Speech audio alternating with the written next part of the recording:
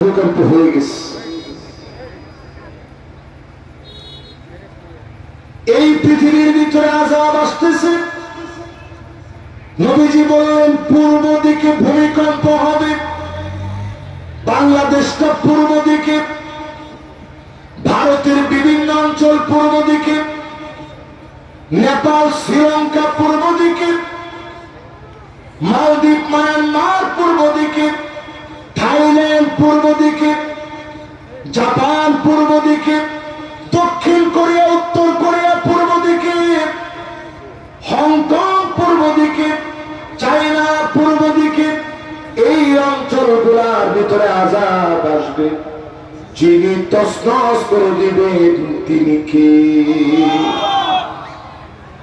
আমরা বাংলাদেশে আছি, একটু চিন্তা করেন, ৩৯ বার ভূমিকম্প হয়ে গেছে। ভূতত্ত্ববিদেরা বলছে